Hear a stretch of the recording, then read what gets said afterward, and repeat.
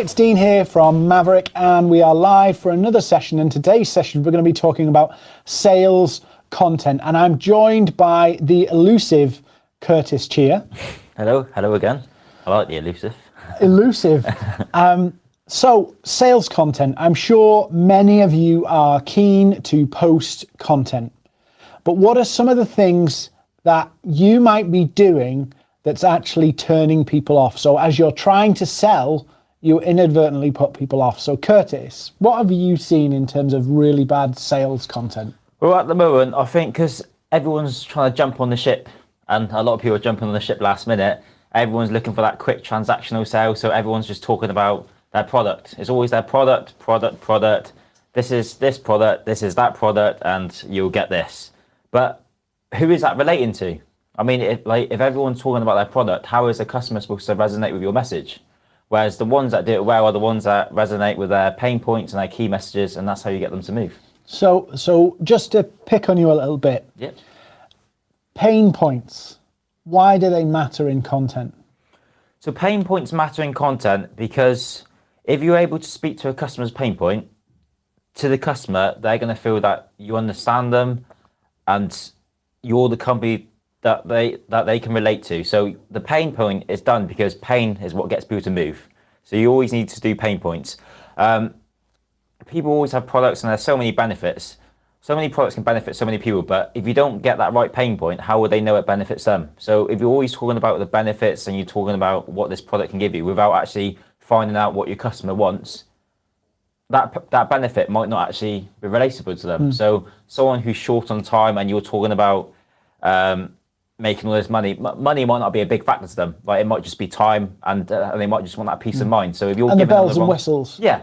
People obsess about I call it bells and whistles, but the features, it does this, it does that, it does the other. Yeah. Not really, what does it get for the customer? What's the end result for the customer? Yeah, I think everyone wants to do features so badly because they feel like it converts them like over time. Do you mean like the more features you do, like the more you try and close them, the more it works, but it doesn't, I'm afraid. Like you have to get the right key message. It's a bit like going to the Ferrari I was going to say shop, but the Ferrari showroom and the salesperson walking up to you and going, the door handles are fantastic on this car. Mm-hmm. And it's like, really? Or, why, I was thinking about this. Why do people say it goes from 0 to 60 in how many seconds? Yeah. Why do they say that? It's because they're trying to say, look how fast you will go. Mm-hmm. Yet, when you see stuff on posts, it's always like, look how amazing this is, and look at all the gadgets and the bells and whistles. And it's like, people only care about bells and whistles if it helps the customer get somewhere. Yeah, perfect. Like, you're exactly right. So the speed question might work with someone who's like me and you, who have points and we're known to speed. But whereas there's people there's some people that just want a nice car. And if you're talking about like literally miles per gallon and speed and like you can get to this distance in so what time, that's not going to matter to them. Yeah, I know. Here's a classic example. It's like going to the Ford garage, and I don't know whether they make the KA now, the 1 litre KA, yeah? Dangerous. And going up in front of them, and the customer comes in and says, do you realise this 1 litre car can go from 0 to 60 in 125 seconds? It's like, no, what you want to know with that car is the most important thing for the customer is the efficiency, the safety, and those kind of things, because that's what motivates them. Yeah. And we're all motivated by our own concerns. And I guess you see it maybe similar to me. We see lots of people just generically saying, look how good this product is, or look how, not really talking about what this can do for particular groups of people. Yeah, definitely. I think it's just people's natural behaviour just to list as much as they can because they feel that like they've got better chance. So when it comes to the pain points as well, try to go for your customer's biggest pain point. So on averages, let's say the majority of your customers like driving fast and talk about that speed process, whereas your product can solve so many customers' pain points. If you focus on too many, the messages are just going to get mixed. Yeah. And so if you look at if you look at your posts, social media content, your blog content, all of those things, who does it speak to? Does it speak to one specific pain? And the beauty of this is that you can actually then create very similar content speaking to different pain points. So you could, I know we're picking on cars and we're mainly B2B, but a lot of times it's easier to give examples of B2B. But let's say you are selling that Fiesta, yeah? And we've seen Fiesta's actually a cracking example. You've got the classic family Fiesta. Yep. And what's it called, an SR or Yes. ST? Yeah. The ST with the big spoiler and everything, and all the 18-year-olds want them. The Fiesta itself as a vehicle, it's the same underlying vehicle. They might change little things for different audiences, but effectively you've got the standard family car, and then you've got the ST, which is like ridiculous amount of money for a Ford Fiesta. It's like 27 grand or something for a Ford Fiesta. But people buy that because it aligns with what they feel about themselves, say boy racer, girl racer, whatever it is, whereas family car. And you wouldn't see them Ford market it, the same vehicle, different models, in other words, solving different people's needs in the same way. They'd be very different. And I think if you're producing content or blogs, maybe what you're trying to do is nail one product with one blog, when actually you should be nailing one customer need for one product in one blog. And so you could end up with the same blog, the same substantive content being adjusted for maybe 5, 6, 7 different groups of people with different needs and different emphases. Definitely. It's like that theory you said, when you give someone too many choices, they end up not picking one. Yeah. 'Cause there's just too much there. Paradox of choice. You give people too many options and they choose none. And the sweet spot actually is about 3. I don't know whether you've come across this, but whenever you're producing anything, the key thing in delivering points of information is that human beings tend to remember 3 points. So grouping things in 3s, so you might tackle 3 needs in a post or something like that, rather than try and go all over the show. And you can tell when you're trying to be too broad because you struggle to fit it all in the character limit.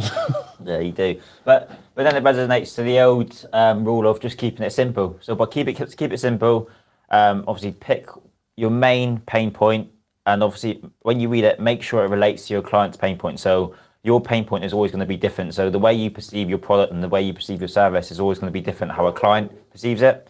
So a benefit to you might not be a benefit to that actual client that you're speaking to. So just make sure your pain point resonates with them, and just focus on that, and just stick to that, and you will generate conversations. Surprising how lucky you get in sales when you have a very focused message. Yes. So Kurtis, what's the worst sales pitch you've ever seen in terms of on content? This is totally unscripted, by the way, so I'm just asking Kurtis questions, and he's like... I've seen quite a lot of bad ones, but it tends to be the worse they get, the less you pay attention. So my answer, I can't give you an answer, because there's been so many times where people have connected with me, and straight away, you know, on LinkedIn you have your small text box before you can even like maximize the size. If that is filled with all writing, I won't even bother reading it. The worst ones for me, though, are the ones where you read it 4 or 5 times and you still can't work out what they're selling. Yeah. Because they've either targeted you poorly in terms of, like, you know, they're just broad targeting and very complicated messages, or they seem to have filled it with so many acronyms and, you know, KPIs, all these. I was going to say OMD, but that's a band from the 80s, I think. But they fill it with all this jargon. You're like, what the hell are you on about? And the key, actually, fascinating as it is, we love to write huge, long sentences, but actually the shorter your sentences are, the more people will read and understand your message. Yeah, and I think everyone just wants to be so formal these days. They're trying to use the biggest words they know, just to sound more formal and sound professional. But if you're speaking to a customer, you have to speak in their language. So if you're, when you said that example then, I had a big message from someone who was talking about tax deductibles, and I know nothing about tax or anything like that, but they were using so many long words. Like you said, they were using KPIs, which don't even resonate with me, just to show off that the fact that they do very well. But if I'm not understanding that, how will 9 out of 10 customers understand that. So keep it simple, use the language of your customers. And yeah, I mean, like we've tried these days, every time we message customers, we'll use like the less formal approach of making it look like a WhatsApp message, so it's more conversational, and literally the replies have gone through the roof, haven't they? Yeah, the more relational you are in what you say and the more focused and personalised you are in what you say, again, it comes down to focusing on some key messages that people get and understand. Often when you're selling something, it's not all of these things that make the deal good. It's one big thing that goes, that's the thing that makes this a viable deal for me. This, you know, if we buy a piece of software, it's that one thing it allows us to do. Oh, and it does this and this and this. That's great, but actually we're buying it for that reason. And what a lot of people do is go, well, actually, I'll throw all the reasons at you and hopefully you'll pick one. Yeah. But actually, if you just hit people between the eyes with one, not literally, of course, if you make it very clear, this is the real value, one of the real value propositions of this product or software or solution or service or whatever it is, and then you can use some of the other key messages that maybe not important to everybody as backup. Yeah, I think that's true, because people tend to not to like complex things. It's like when we teach LinkedIn, the main reason why people want to do LinkedIn is to improve their sales. I mean, if we talk about, you can improve your sales, you can improve your followers, you can improve your company's followers, you can be popular, you can improve your conversations. That message of improving sales will get drowned out, and then they've almost forgot the importance of the sales part. So by you sharing so many benefits, sharing so many features, the main benefit that will actually resonate and cross that person over the line, that gets lost in all the messages. So they don't see that. Yeah. So being really focused in your sales message, having a clear pain point is absolutely critical to actually getting through a very noisy social media world, a very noisy business world. You know, everybody's being sold to in various ways, shapes and forms all the time. And if you want to punch through all of that noise, you have to have a very clear, powerful message that's aligned with the pain points of your customers. Now, if you don't know how to find the pain points, if you don't understand how to structure content, maybe check out some of the details on our website. We have an accelerator program where we work with you for 90 days to get you sales and refine all that message, but implement. So important you understand the pain points of your customers, not in your lingo, but in their lingo. Right, Kurtis? Yeah, definitely. To be fair, we've got a free content webinar tomorrow at 7 p.m. So by all means, check our website. You'll be able to find all the details where we can show you pain points, how to structure that message, and basically keep it simple so your clients can resonate and understand that. And I think what you said earlier as well, with LinkedIn at the moment, because of COVID, which has boosted LinkedIn because everyone's going digital, I think people are getting more smarter when it comes to sales. So whereas everyone's looking for that quick win, they're sending out these formal messages to get people over the line. You're getting lost in this big world of everyone doing it. So yeah, like Dean says, you have to stand up from your competition and have a clear message, clear pain point, whilst everyone else is talking about their products and services. So I'll tell you something funny. I'm on Facebook and I'm in a lot of groups, and I don't want to rip into people, and I won't, but it's funny this. So there was this person asking a question saying, I'm reaching out to loads of people on LinkedIn. I'm telling them what I can do for them, listing out what the service offers and all this kind of stuff, and nobody's biting. And then he goes, well, no, I've had 2 people bite, 2 calls booked off the back of it, but 1 showed up and it was the wrong person. What am I doing wrong?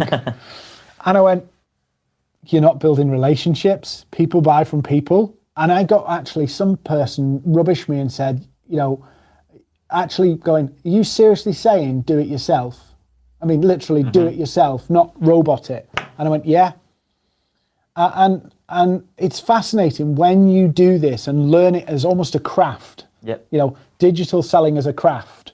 You don't have to be the most aggressive seller. You don't have to be the most, well, you look at me, I'm not exactly a charmer, but somehow I managed to do it. So when you're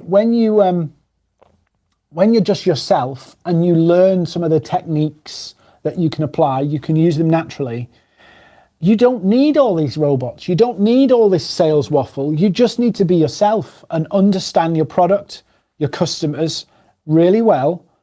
And what was it I did the other week on a live session? Some people were struggling to talk to people, and we literally did it in real time. Yeah. You literally got a conversation within 10 They sent minutes. me, in advance, they sent me their pain point documents, which we get our accelerator students to fill in. And I went through them and started conversation with prospects.